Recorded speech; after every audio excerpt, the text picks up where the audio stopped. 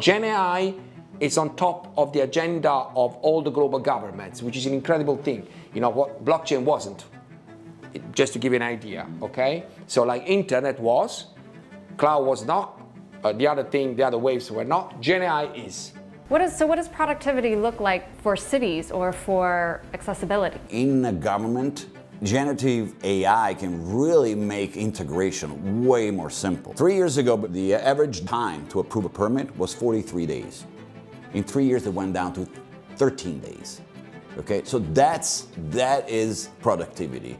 You know, it doesn't affect just the fact that the utility that asked for a permit is happier now because it's not frustrated, it's taken so long. But that affects the entire economy because that utility is going to finish the job early, it's going to move to another job, the street is going to close more in a finishing time, people can flow, traffic is better, and you know, ambulance is going to be faster, and that is economic development. New York City has more AI jobs than Silicon Valley and more capital at stake, making it an epicenter for the next era of financial infrastructure and institutional power. I'm joined by two Italians today who chose New York City as their launching pad, and they'll show us why this city and this moment will define the future of finance. I'm Tracy Windsor, and this is Shaping FinGen AI. As always, I'm joined by Bruno Lorenzelli, founder and CEO at Scalata.ai. Bruno, thanks so much for being here. Hi Tracy, and thank you for having me here today. Also joined by Gianluca Galletto, economist, former Wall Street executive, and advisor to global cities and institutions. Thank you so much for being here today. Thank you for having me. Thank you, Bruno. Welcome. So we're excited to talk about New York City, but also cities in general and global markets when it comes to generative AI and how that's impacting finance, power, equity. Gianluca, let's start with you. So when you step back from the hype, what does generative AI mean for money, risk, and power in finance? And why does this moment matter, both for cities and for global markets? I like that you mentioned the word hype, because I think there's an enormous amount of hype and a lot of hubris too, in general, all around technology, you know, because it goes in trends like fashion. When I arrived in New York, it was 97, and at that time, until like, I guess the financial crisis, everyone wanted to be in investment banking and hedge funds, and now everyone to be in tech, so you have these waves. So on one side, I think there's a lot of hype in terms of the expectations. They tend to overshoot all the time, and I don't believe, and every time you have pundits saying, oh, this time is different. I don't think so, because you have to look, I'm very passionate about history, so I study and read about history, starting from this really ancient history. And you see how this has happened all the time, and we never learn. So, but at the same time, definitely AI is transforming the way we're doing everything, and it is having a big impact on jobs, and especially, I think, in finance, because when you mentioned that New York City has more AI jobs than Silicon Valley, it's a little surprising for a lot of people. But the reason is not because you have OpenAI or Anthropic or the large firms that are creating the core of the algorithms. But here, you have those too, but you have applied AI, because New York is extremely diversified in terms of the economy of so many industries. It's a little different from the Silicon Valley. It was a very purely tech.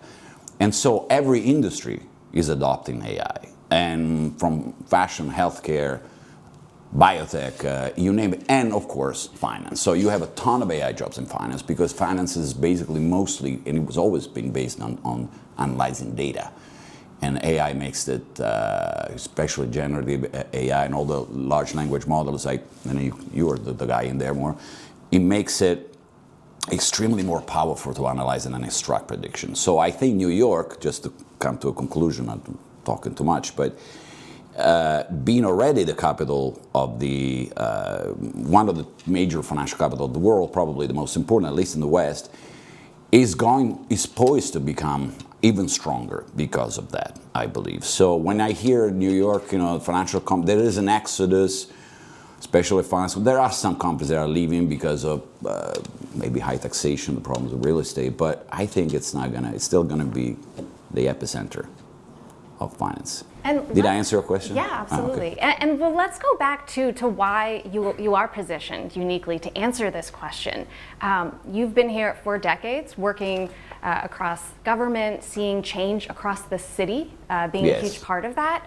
And so give us just a little bit more background. I barely scratched the surface on your background. So I came here I used to work in Brussels for the European Community. He worked there too, I found out later. And I wanted to be in economic development. I was an economist originally, but then I ended up, I came here for this Fulbright scholarship and went to Yale. I couldn't say no. I actually wanted to go somewhere else. I wanted to go to an easier university because I wanted to have fun. I watched the movie. Have you seen the movies Animal House with John Belushi? So that's what I want to have like fun in Yale's not U.S. like college. that? Oh. Not so much, especially graduate school. The college people, yeah.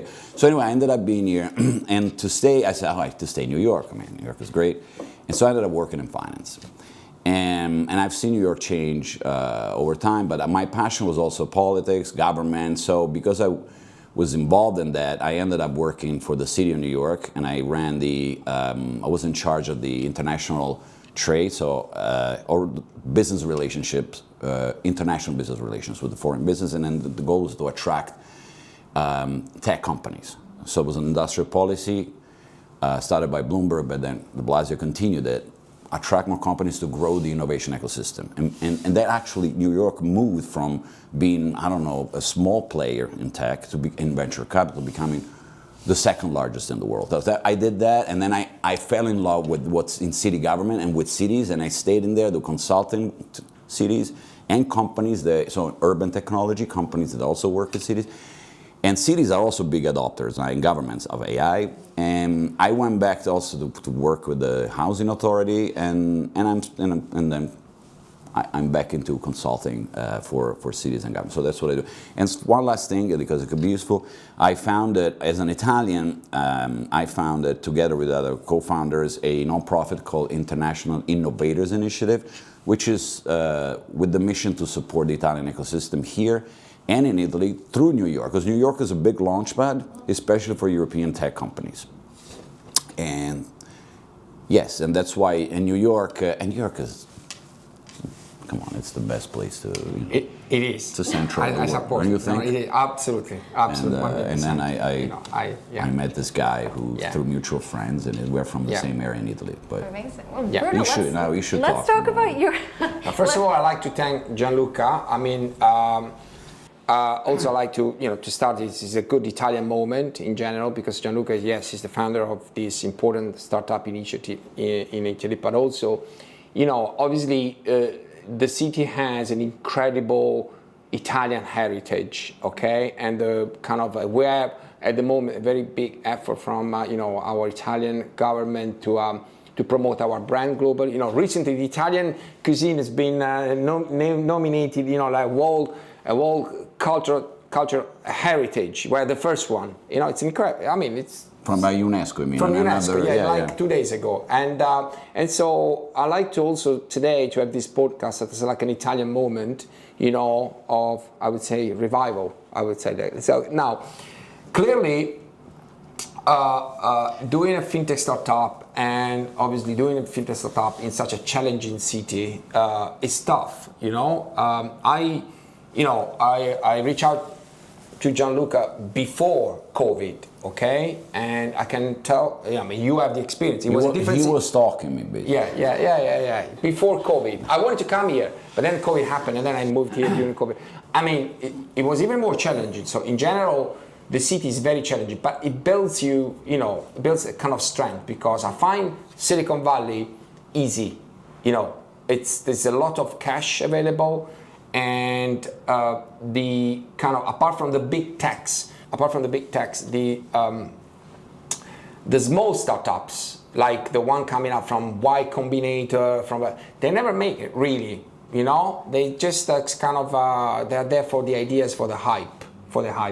Well, New York kind of blends you, like it gives you the kind of, you can prove it. Now, it is, I lived in London for 18 years. I worked for banks, for all primarily more or less the biggest banks in the world before, Brussels. So I have this blend of, tech innovation, work for the EU projects, research project, and London, financial services. I'm real, I would say, fintech, one of the first. And so because you're also an engineer, like a coder. yes, I am. I have a degree in computer science. Coder. Yeah. And so I can tell you for sure that this city provides you with that kind of opportunity. And absolutely, it has more AI jobs because this is applied AI. So Gianluca is spot on that, because particularly banks. I mean, the future of banking is that they become, if you look at the biggest banks, particularly, I stress the case, JP Morgan is more like a technology company today rather than a bank. Mm-hmm. They spend, Sure. Someone told me they spend 19 billion per annum on IT, 19 every year. It's massive. It's an IT company. Same, when a few years ago, I found out, with another group of people, we co-founded a expo conference called Smart Cities New York, which is a small replica of what the Smart City Expo in Barcelona, which is the largest in the world. It's all about innovation in cities. And one of the things one of our biggest sponsors was MasterCard. And I realized MasterCard, I was thinking of financial. It's mostly a data company. They're one of the third or fourth largest data owners in the world, because every transaction will give you some. Yeah. So it's totally absolutely. So these large players across the board, from like Moody's, Standard, S&P, Nasdaq. Nasdaq is not an exchange; it's an IT company. Primarily, yeah, everything is IT. And so when you think about that, they are hiring more IT and clearly now GenAI people here than in Silicon Valley. Why? Because basically they are IT companies. Even you mentioned about fashion. Yeah. They design all the clothes, all AI. I think AI, generative AI, cross-border stuff like that. Actually, I think all of this fashion is incredible because. Basically, I'm not an expert in fashion. I like to buy clothes because I'm an Italian, But I can imagine that they design the clothes in India or in Bangladesh, and then the design comes here, and then they just basically, manufacture it. They produce it. Okay, sorry to interrupt, but there's a clear example. So Luxottica, right? Yeah. It's a large. They own Ray-Ban. They own LensCrafter. So they make the Ray-Bans with the. What is it? The Meta Ray-Bans? The Meta one. But just the point I was going to make. Luxottica, I think, has about 300 people for the headquarters here, and I think it's on Long Island, in just digital. So they're all IT people, and it's a glass company, right? I have sunglasses, but it's so. That's exactly what you were saying. Correct. Speaking of data, so you both brought up data and how that's creating the opportunity to have so many AI jobs in New York City. I'm guessing that really relates to how you see and why you see generative AI playing such a huge role in finance, specifically, as opposed to other aspects of AI.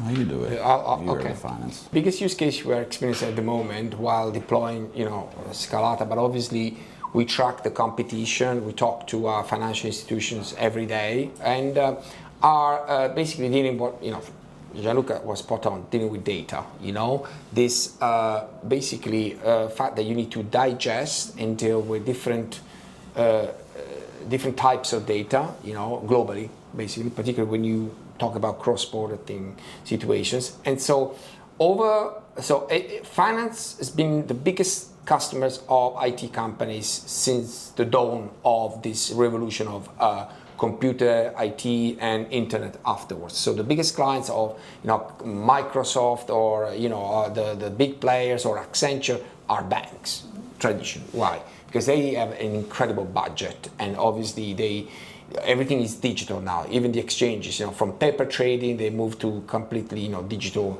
obviously trading. And so they will be the first, obviously, adopters of new technology. And this is true also for GenAI. They are the first, I would say, to migrate towards that. And clearly the use cases here, and that's why generative AI is particularly good at this, is, providing a cheaper way to understand different data and process that. Why? Because in the past, to deploy this, they had to basically to establish protocols, like data protocols, schemas, protocols. So you can't write, specifically a colon without this, underscore, hyphen, or header. Otherwise, my platform doesn't understand that. This is the biggest issue in finance globally. For instance, why GenAI today is applied more in a traditional case to credit? Why? Because the entire, if you like, equity base, like from stock exchanges all the way to the trading floor, or I would say to the transaction management, settlement, treasury across, funds, banks, stuff like that, it's a standard. It's called fixed protocol standard, okay? So all the global platforms, service providers, they actually obey to this standard, so they don't make a mistake. So I talk to you, and I talk to you in English. If I talk to you in Japanese, we wouldn't understand each other. I mean, that's the main rule. Now, it's expensive. So this cuts out most of the smaller or medium-sized players, but also maintaining this infrastructure for the big players, that's why they're IT, it's a massive budget. They keep having this huge bill of managing transaction, integrating system, I'm talking about, Bank of New York, the biggest trust company in the world, treasury management, trust, fund services. They are an IT company, but they spend millions. But most of the new funds on board and stuff like that. So data is the biggest problem. Now, GenAI addresses this in a very special way. Why? First of all, it's way more flexible, it's cheaper, and it's highly dynamic.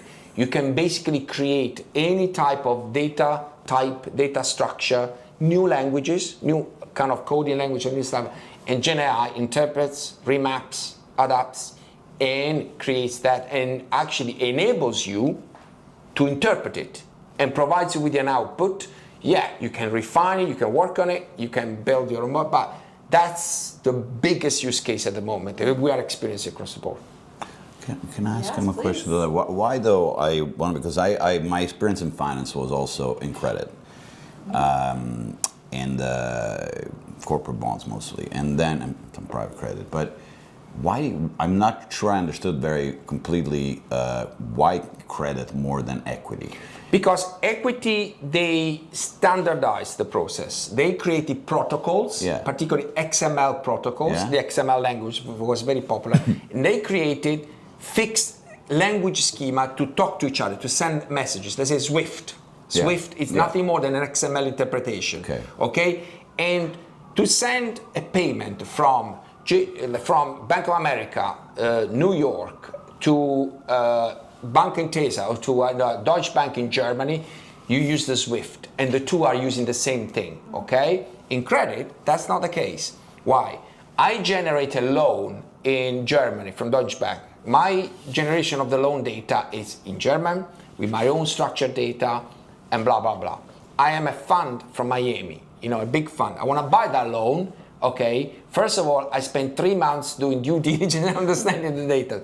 Paying lawyers with all the German paperwork that has been produced for the loan in Germany, the prospectuses, the legal agreements, stuff like that.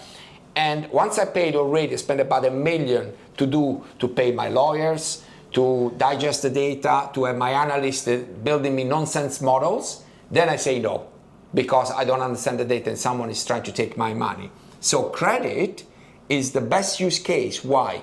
You can just digest this German paperwork. You can just, map the entire spreadsheet in seconds, and you can build your credit memo in seconds. So basically, you're saying that if with GenAI you solve let's call it translation problem. It's like because the two language, there's no the fund in Miami is gonna now be able to buy. Correct. A loan originated in Germany much more easily. Okay. But is that because it was not an international standard they decided to have? That's what I don't. No, there is no in credit. That's It's what I don't impossible. understand, really. It was impossible to generate a global standard for that. Why? Well, because I don't know. Because basically all the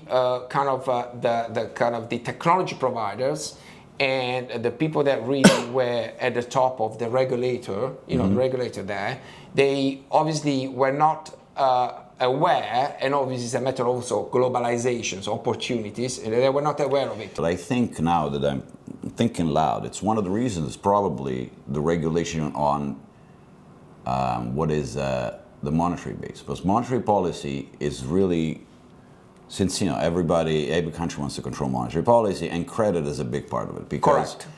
So I'm thinking that probably the case is that, because if credit is loose, then it affects the amount of money and really the fear of a loose or restricted monetary policy. And I'm thinking, and that's a question I think, is it also because credit requires, not all the time, most of the time requires a collateral?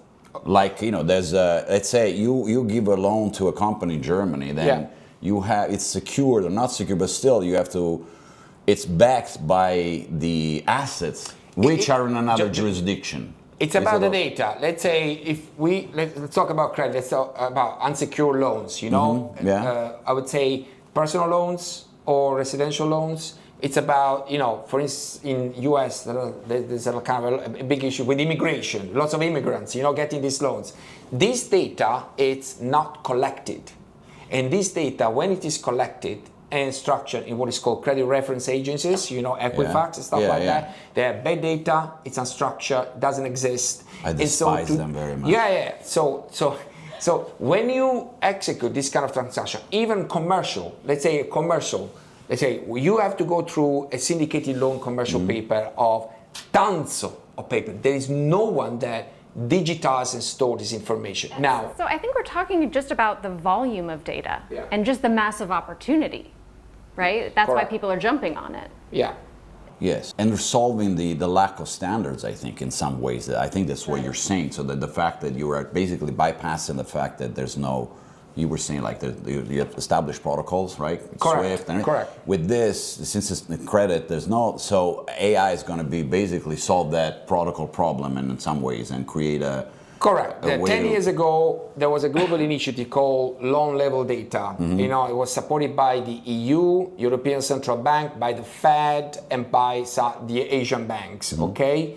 And they tried to enforce this XML protocol, Loan Level Data. It wasn't successful. Why? Only 20% of the industry issues this. Is that they have so-called in US some MISMO files, system integrator, stuff like that. But when you deal with loans data in the US in general, it's always the spreadsheet. It's always what comes out from the system. It's always the case. And in Europe, it's even worse. It's the same. So they try to standardize that. There are some startups, in New York and in Europe. They try to. I can mention name, but I don't like to have this kind of audience when people don't like me. But I very popular startups in New York, but I like. But they tried to push, but they never became global. They never had like this global momentum, okay? And that's why I created Scalata. You remember, the first podcast, I created Scalata to actually 4 years ago, because I said, okay, fintech credit is failing. All these startups are failing. Why? Because they tried to deploy loan level data initiative, took on this opportunity to have this global marketplace for loans and stuff like that, and it didn't work. Okay. Gianluca, why is this conversation so interesting, especially that question from credit as opposed to equity in the use case for generative AI? No, it's very interesting, and I find it interesting for me because I'm thinking about stuff that I haven't thought about in a while, and then so you're making me, and so you touched on something I was mentioning that the company I work for in finance is called Musinich. They have 40 billion under management. It's all in credit, high yield bonds, corporate bonds, but when we started, I remember we started to invest first in US and then started to invest in European. And it's two different, you have to have an analyst team that is local and understands the structures there. But I think it has a lot to do with people who are making a lot of money with equity and stuff. But in the street, it was known that people who were doing credit analysis, those were the guys who were deeper in terms of analysis. Why? Because when you lend money to a company or a person, you have to understand what's the probability that they're going to repay that loan and they don't default. And that is also predicated not only on the financials, but also especially for banks, on the assets that they have, right? They don't pay you, so I'm going to seize your home, or I'm going to get your your machinery from a company. And that is predicated a lot on the laws that are in place for defaulting or like liabilities and blah blah blah. So those are local in a way, and I think that is important. And the second part, I talked about this before, and I think we have to maybe do more thinking about that later. But it's also the economic policy is clearly important. Again, one is because credit affects monetary policy. I don't know if I want to go into macroeconomics, but you have M1, M2, the different money. The basic is what the central bank gives, but then the different types of money that is available and it's affected by credit. So that means that the governments want to be in control in more ways. So I'm thinking, is this going to be and that affects also economic development, like how your country is going to grow, and because if you have like lower interest rates, the growth, there's inflation, that it affects more economic policy, national and local level in many ways.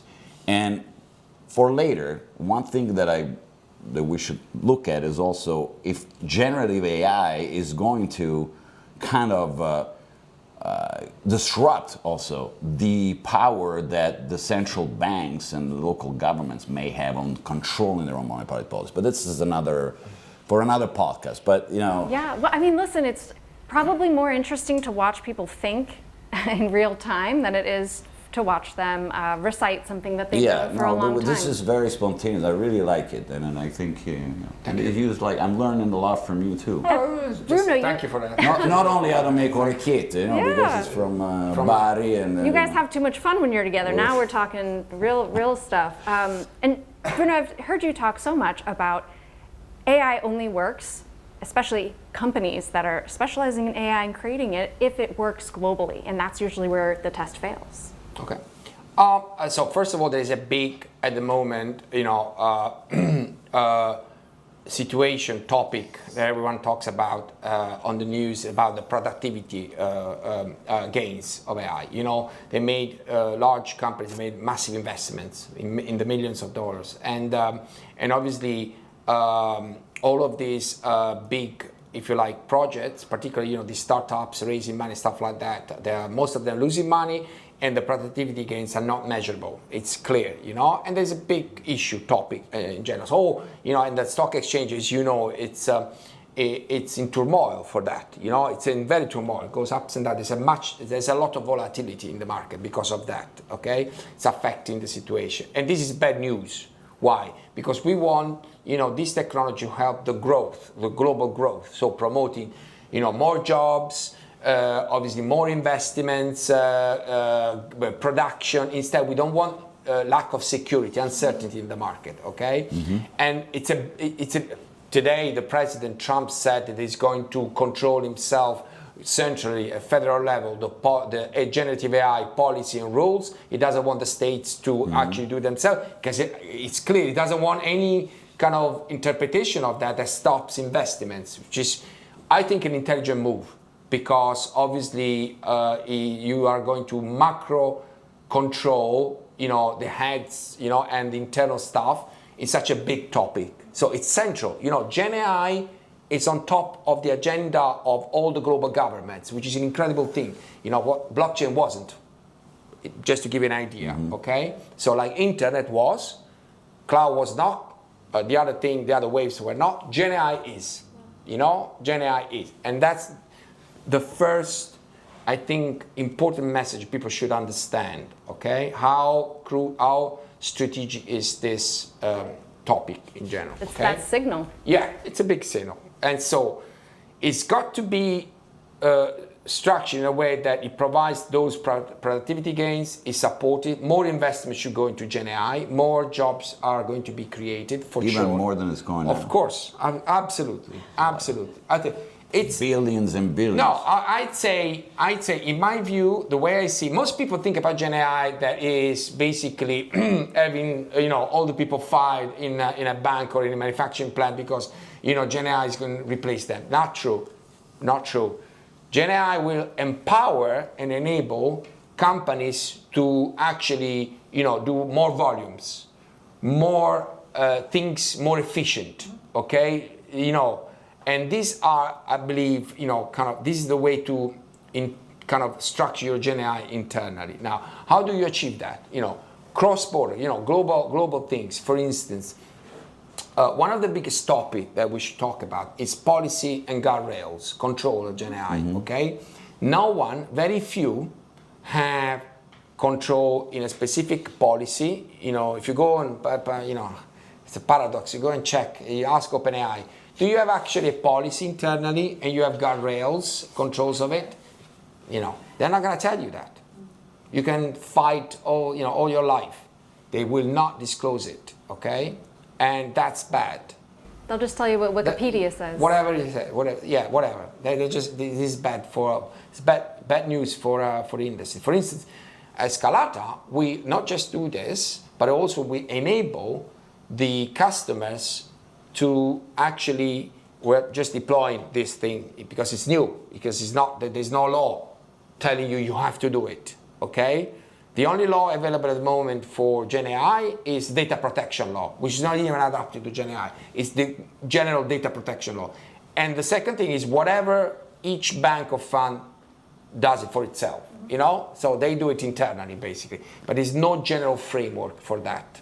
Now, doing policy and guardrails is strategic. Why? Because, first of all, you teach your customer system on how to be able to control it, system and monitoring. And the second thing, you provide a way, very quick, to spend zero money and deploy it, and control it, okay? Particularly it's true on agentic level. Now, the big challenge we have at the moment is that we need to measure those productivity change. We need to change the way we communicate the value of using GenAI, of interpreting GenAI, okay?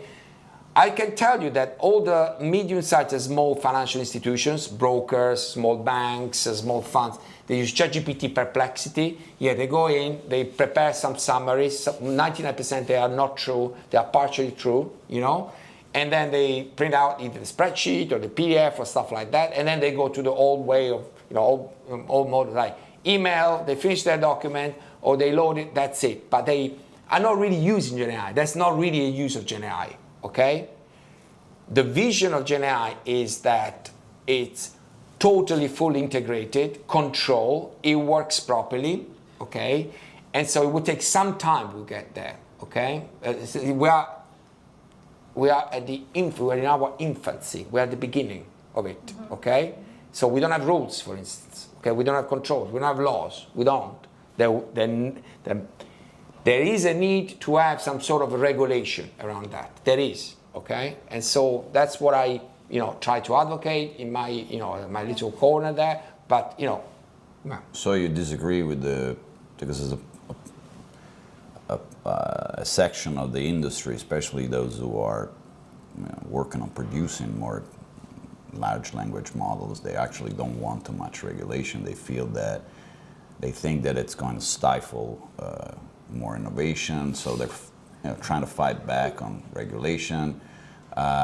So I don't know, my view is that as long as regulation is intelligent and it's done in a smart way, I think you always need it, right? So no, it's refreshing from somebody who's in the industry that is not like, we don't want any regulation. How are you going to trust generative AI without regulation? Just to give an example, so you have a model needs to be certified. Unless you get some sort of certification there, that you pass specific tests, test of, let's say, can I have this model trained, I don't know, on, weapon traffic? Okay, can I act with my model, 25 system? If you can do that, then I'm not going to issue the certification. There should be a certification authority. Yeah, but there's an issue there, which is really a problem of capacity in terms of the people who are, not just the number, also the skills that the people have in government in understanding this.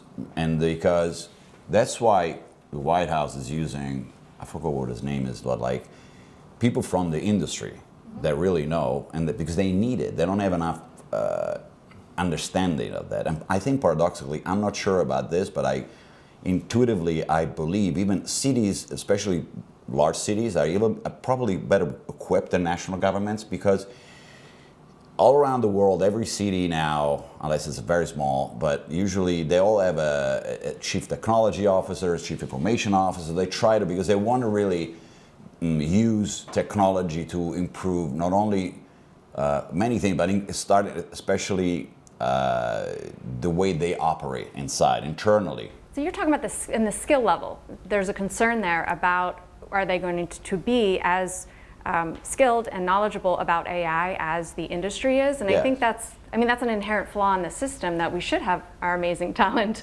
right? That is, because what happens is that the government gets captured by the industry in many ways, and sometimes they don't. They have an approach that is sort of antagonistic, and so they end up doing over-regulation that is maybe not, can be counterproductive. And so I don't know, I've seen this in Europe probably a little bit like that, but I think it's an incredibly important topic, because they also, if you're a young person that coming out and you looking for your first job, you get paid 10 times more, 10 times, I'm exaggerating, way more if you go in the private sector rather than go work for the government. Well, this is productivity in general, right? So if we're talking about getting back to productivity, we're talking about government jobs, medicine, lawyers, all those places where finance is pulling all of the top brains from. If we're trying to establish better productivity, because we know that has not been going well, then we need to start shifting the skills and what people are actually doing, on the ground. Yeah, no, but to be able to also to attract the right people for government is more difficult. Oh, of course. And it's hard to match the same. Well, I guess I'm saying I like that there's a huge problem. I like it. I like that there's a huge problem. They can't move forward if they don't put the talent back in. What does that mean for you? Because you're both talking about data and productivity, and why that's so important for finance. Can you just take a step back and talk about what is productivity? So to me, obviously, I am a financial person, and a productivity gain, I measure it always in terms of, I would say the dollar. Let's say, is my department, selling more? Is my department, producing, basically more volumes of transactions, okay, because of AI? So I have 10 people, I pay 10 salaries every month, okay, and I process 1 billion volumes of transactions. Suddenly, with the use of GenAI, I'm processing 2 billions. That's a productivity change. That's a measurement, okay, and then I know that before I could only do 1 billion, and that's the maximum capacity of my department. And then they're not doing this. No financial institution is measuring like this, okay? First of all. Two, basically, if I cut down the number of errors, the number of basically, mistakes or processing time that I have there. If I do that, then clearly. So it's then if I handle 2 billions, meaning that I was able to improve, the growth of the financial institution. So at the end of the day, instead of doing, basically, I would say revenues around, 50 billions, I'm doing revenues about 75 billions. So if all of these banks are doing the same, the entire economy will grow. So, for instance, one of the limitations is that I can process as much loans application, 100 loan application per month. Okay, now I process 1,000 per month. Okay, and I have all this data about low income, Gen Z. The Gen Zs, they don't have data. I can process the Gen Zs much better, because I can track their mobile number, what they do, where they spend the money the weekend. I don't like that though. Think about that. I don't want to be tracked. Even though I'm tracked. No, whatever.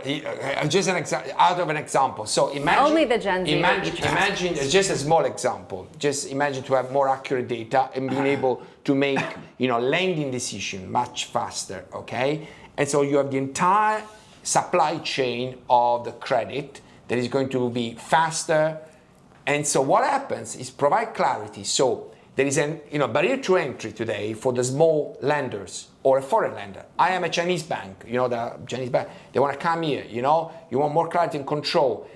You have so many obstacles in terms of getting the license, regulatory obstacles, getting the right data, processing the right data, because you need to buy this data and you need to digest it. So implementing information infrastructure, that's a barrier to entry from the flow of capital, external flow of capital, okay? That comes from other, banking situation, or American banks, or they want to go to another country, For them, it would be easier to penetrate other geographies and enable, let's say today the interest rate was cut down, it's 3.75%. In Europe it's 1.9, okay?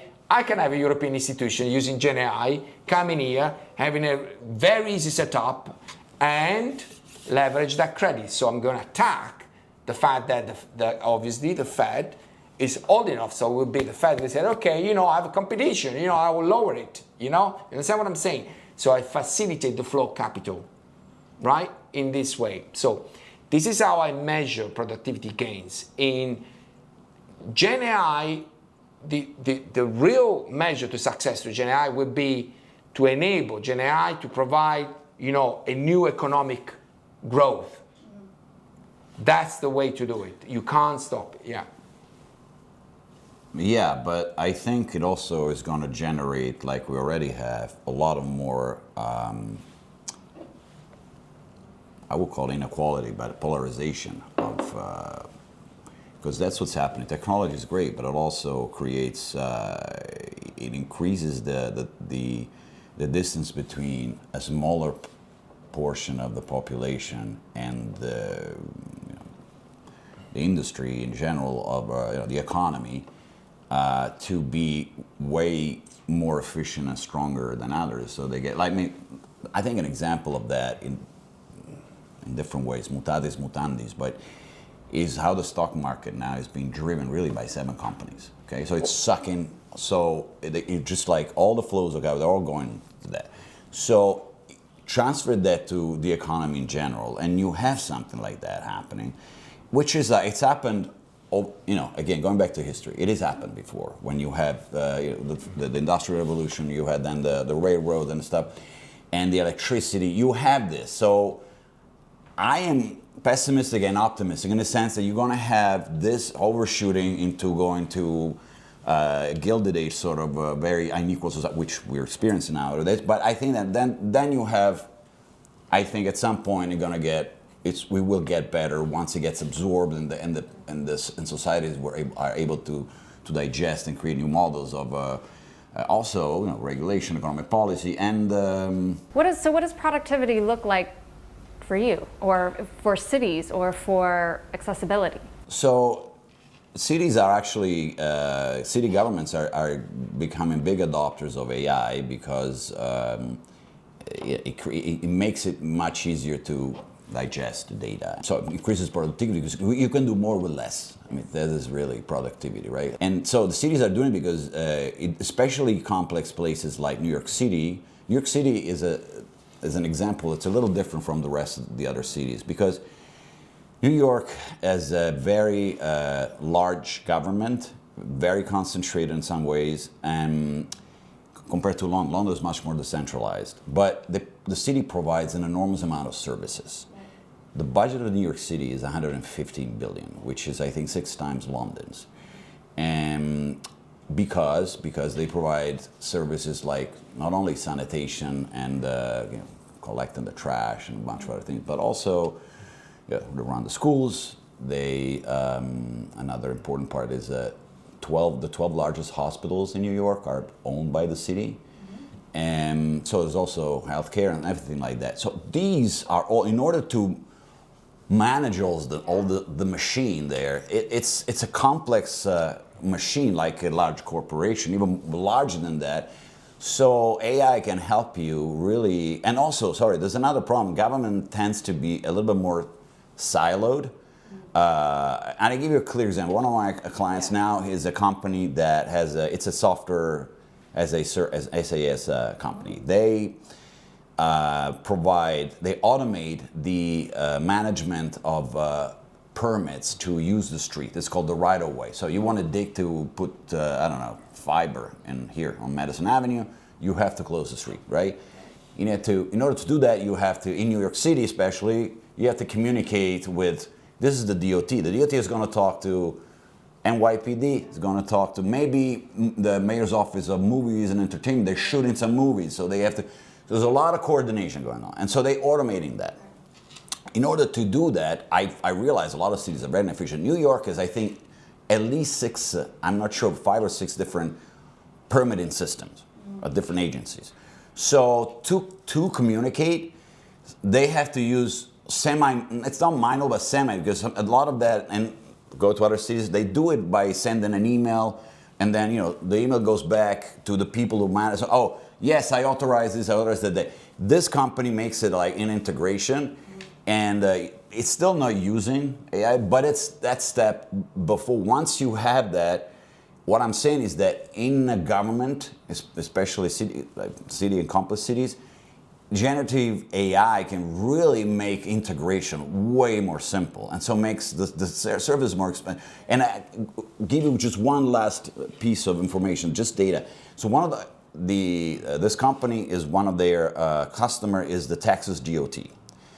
DOT of Texas, so they manage all the permits all around Texas, not by city, but all the roads in the state own the roads. 3 years ago, before they hired them, and they had a big American, technology company. We're big, we're very inefficient. Their right of the average time to approve a permit was 43 days. In 3 years, it went down to 13 days. Okay, so that is productivity. It doesn't affect just the fact that the utility that asked for a permit is happier now because it's not frustrated. It's taken so long. But that affects the entire economy, because that utility is going to finish the job early, it's going to move to another job, the street is going to close more in a finishing time, people can flow, traffic is better, and ambulance is going to be faster, and that is economic development. So I don't know if I answered the question. No, absolutely. I have a question for you. Well, obviously, the view we have of the government and the government employees, stuff like that, they are obviously, it is a view that they are not motivated. It's highly inefficient and slow because of several factors. Okay, so do you believe that AI will empower each and every one of them employee to be more efficient? Let's say you can pay a tool, I don't know, $200, $300 more per month, which is nothing, very little, and so you create a super employee, like the super soldier, like the big super soldier, you create the super employee, and this guy will, basically produce more, control more. I know, but I disagree with the premise, because it's a myth that the government is made by non-motivated. There's a lot of, depending on the level, but yes, you have a lot of people that are, but I having been both in private sector and in government, I've seen a lot of inefficiencies and people are not motivated and they do a lot of crappy stuff in the private sector. And vice versa, I've seen that was like really eye-opening for me. A lot of people, it depends on how it's structured, but it depends on the agency, but a lot of people that are extremely good at what they're doing, efficient, smart, and it's not true, they work like even longer hours sometimes, just they get paid less. It's a lot about motivation and how you can basically attract these people, but also that a lot of people really believe in doing that because they prefer to make half the salary. I was one of them. I was making much more money, and because they want to be in public service. So I think this is part of a myth, and there's a lot of disconnect between private sector and public sector. They don't understand each other. They speak sometimes different languages, but at the same time, yes, AI can help doing a lot of, where I see a lot of, at this point, real value in AI is this is like, it makes a lot of menial work easier. And that's why, unfortunately, though, it's replacing a lot of jobs. If you look at the jobs, you mean the small tasks? entry-level jobs in technology are like being wiped out. So if you look at like the employment, overall it's good. But if you look at the people who are very young, it's not doing well. And yes, I think that may really help also the government and to become more efficient. So, I mean, essentially, we're talking about generative AI. We have to have this conversation, private, public. How do we ensure, right, that it's not just utilized in where the money is in the financial sector, but how do you ensure that it's also utilized, right? It's making sure both are happening at the same time. First of all, the U.S. government and the Chinese government as well. So with two different approaches. One is more totalitarian, I would say, state, and the other one is more, in brackets, democratic. Okay, so they are all a big of them pushers for this AI transition. In Europe is very slow. Actually, not some of the kind of European governments are doing very little, but you have an incredible amount of tenders and task forces. In fact, me and Gianluca, we talk about this in true. the US, yes. From incredible, like no, local, but also in Europe, huh? locally. Yeah, but local governments, transformation of the CFO departments in, kind of the city of New York, or like the state and the federal government. There's going to be big money there, and they know the big majors, from Microsoft, Google, they're all there, they all obviously they're all pushing their own tech to win these deals, and the big companies, the software companies, they are not big when they sell to private. Mm-hmm. They're big when they sell to government. Okay, so this is where the money, let's say, so the government will be, as always be, for instance, defense, the biggest budget at the moment. If you look at the article, in US, there's a massive amount, billions and billions of dollars that went into generative AI transition of the defense sector. Now, as you know, during the wars, we developed the best technology. World War II brought us to incredible technology, the nuclear technology, but also the airplanes, like the the jet engine and stuff like that. And so the defense, internet, it's a defense project, in general. Internet is a defense project that was made public. So the defense sector will be the promoter of this, and so the government will be the driving force of the integration of this technology into the private sector. That's what I think, and that's what is happening at the moment. I was in at the Barcelona, the Smart City Expo World Congress. It's really massive, and you have companies and countries and cities that are there with their pavilions, and there's a ton of conversations going on, and it's really like you are able to really observe what's happening even from Asia. You have a lot of China, Japan, Korea there, and you have sometimes Tokyo had its own pavilion, and I see that they're embracing in many respects. They're careful, but local governments are, since they cannot really regulate over like legislation, so they have to focus more on providing services to the people, and so they are embracing it. But a problem sometimes is how and what are the guardrails, the safeguards you said. But it's happening, and they they all want to do it. And there's also another thing. There's competition, especially in areas, in attracting the data centers. Some places don't want it. Some places want it. But it's an issue too, because and that's where actually the U.S. system is really good because of the centralization in creating more market. It's called the animal spirits of Adam Smith talk about, and it's like the more creative, more entrepreneurship. But at the same time, there's a drawback in that. The drawback is that you have a lot of local jurisdictions, and sometimes very hard to to coordinate them, and each one they want their own thing. So you have even housing. You have a small. I don't want new housing here, and you don't have the central government can really come in.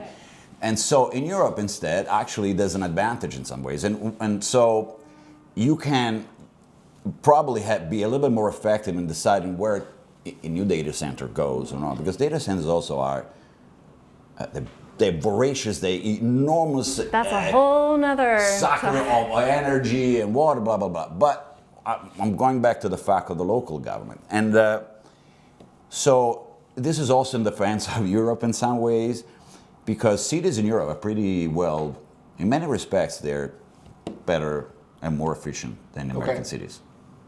I've seen a lot of better stuff there.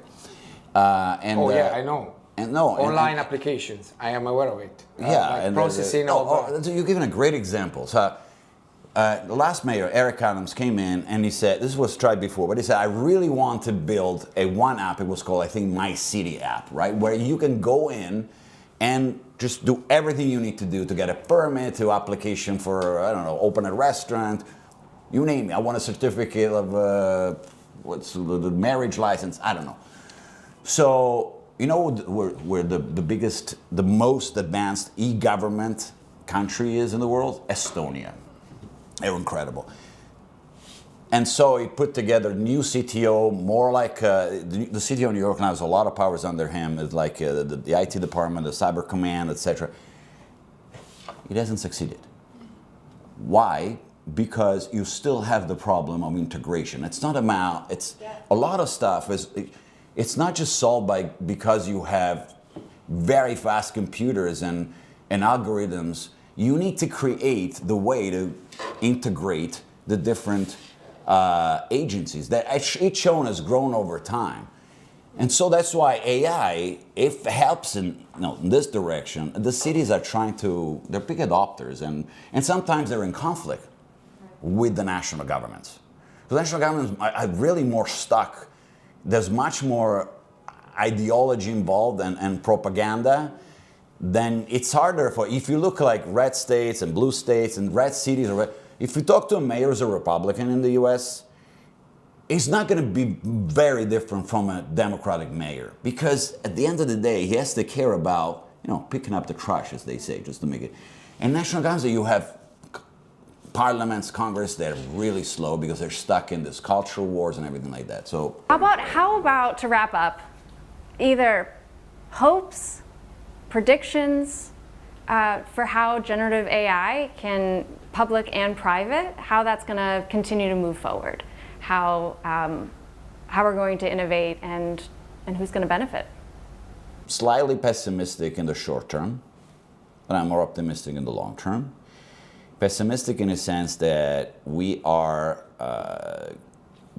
societies are everywhere, but we're becoming much more unequal. You have a small percentage of the population, this has happened everywhere, not just in the US, you go to Europe, it's similar, owning most of the, 50% of the assets of the rest of the world, or like of the population, or I think that 10% of U.S. population makes more money than the rest of the 70%, 50%, something like that. So all this stuff creates backlash in some ways, right? Creates frictions, and that's why you have all those culture wars too. So in that case, I think technology is accelerating that. And so it's very important, I think, to make sure that you can use technology in a way that you can manage the side effects, and also you don't use it. I see we started with hype. I see so many solutions chasing a problem in technology. They go there and they come, and then okay, but what problems are we trying to solve? So I would start always from the problem. But so to go back, I think it's going to be, there would be more polarization, but I have faith in the local governments. In a sense, they can be, if they're empowered, they can be those who can drive conversations and policy at the local level in terms of, and that could create economic development. So how do you, in the case of New York, we're attracting more companies here. How do we steer the flow of capital and skills and competence and everything towards also to different ends. Like you can create more jobs, but also a little bit less inequality, or make the services more efficient. So if you're able to steer that in some ways, that creates economic development, and it feeds into different things. Like for cities, a very important part is the zoning, right? Where you build and not build. Everywhere is a housing crisis. Europe also too expensive. So maybe if you can use and leverage technology to make building a little bit better, but at the end of the day, that's not going to be enough, because you still have a policy decision to make, and it's driven by politics. So again, I'm a little pessimistic, but I think that then it will be digested. We're going to go into more problems, I think, maybe, and then at some point we'll overcome that. You know, it's happened before. We had, and I finish on this because this is about credit. Until regulations was put in place, both on one side was antitrust, but also on monetary policy, you had bank runs happening on a regular basis, especially after the Industrial Revolution. You had a bank run and a financial crisis in London and in New York, several of them. The biggest one, I think, 1912 or 1905. J.P. Morgan had to come in, J.P. Morgan himself, like in the financial crisis, had to come in and basically save. And then you had the stock, the 1929. And then we learned. We put in place some regulations. Also, the bank, you had a huge hyperinflation in the 70s because, the way the central banks were not independent. So you had this moment of like you go really down. That's what I'm saying. We may have a gilded age. Until there's a next crisis. I go back. I believe that the industry should be more regulated. So before you use models should be certified, okay? I believe that, and that's a government role in general. So they should act right now, particularly in the sector of financial services. So they should. So refreshing from a financial, from finance guy. Yes, always. I come from. Not just when you're around, you talk about it. Yeah, but I work in compliance and deploy compliance systems. There should be more regulation, particularly in generative AI. I believe that based on that, there would be, the kind of the beginners, and then people would be wiped out, and that's what I like to see happening. Okay, not ruining the industry. I really don't like this turmoil that is happening at the moment because of GenAI and the lack of clarity and misinformation to the kind of global economy, stock exchanges. I think this is going to be bigger than internet in general. That's what I think. I think we're going to have fun, and we haven't seen anything. This is just the beginning. We're just building websites at the moment. So we'll see. We're not doing anything real. Hopefully some good regulation, competition, maybe a few people in jail, maybe... Yeah, I'd like to see more people in jail. Okay, all right. Thank you both so much. This is a very enjoyable conversation. Next time we'll do it, and we have a little bit like, we're from Puglia, which has become very famous. So we're going to do some riso, patate, cozze. Yes, Masses, potato, and rice. That's a very... Can't wait. Yeah.